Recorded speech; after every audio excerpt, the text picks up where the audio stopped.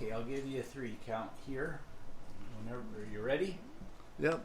Okay, 3, 2, 1. You're live. All right. Sarah went to Beaver Camp when she was old enough to be one of the campers who stayed overnight a whole week. Carl and Cindy were fearful that Sarah might be afraid to be without them for such a long time among strangers. After they had all of her luggage, etc., into her cabin, they were ready to say goodbye.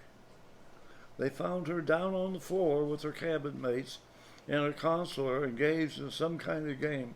They stood there shifting from one foot to another, somewhat twisting their hands, and finally said something similar to, "Well, Sarah, guess we'll see you in a few days, so goodbye for now."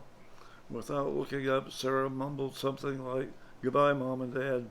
So much for fear of new places, new people, and new situations.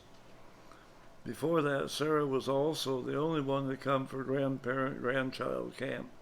She and Edna, like several other grandparent-grandchild combinations, slept in a motel room at night. They joined all the other campers for group activities.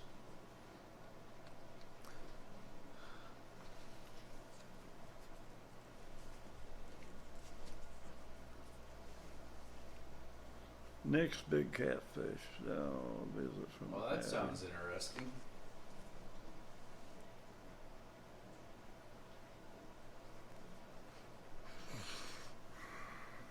Nick's big catfish. On one of Nick and Abby's summer visit when Nick was about 8, he and I went fishing north of us in the Indian River. We put the boat in above a short run of rapids, bumped and banged our way on down to a deep hole. We caught sunfish, rock bass, and smallmouth until we ran out of bait.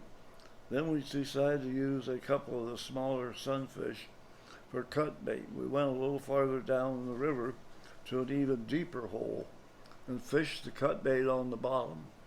Nick hooked into 2 heavy fish, each of which wrapped up on a snag and had to break the line.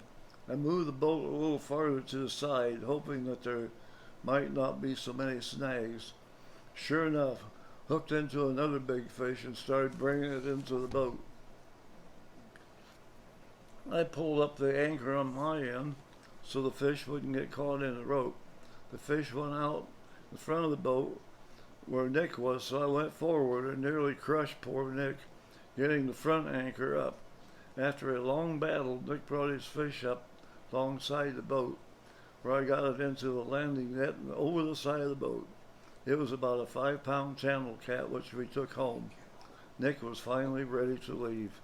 When we got home, we had company, so we put the big fish into the wading pool where Nick could show it off to all our visitors. Look what I caught, look what I caught. Well, that must have been quite a thing. Yeah.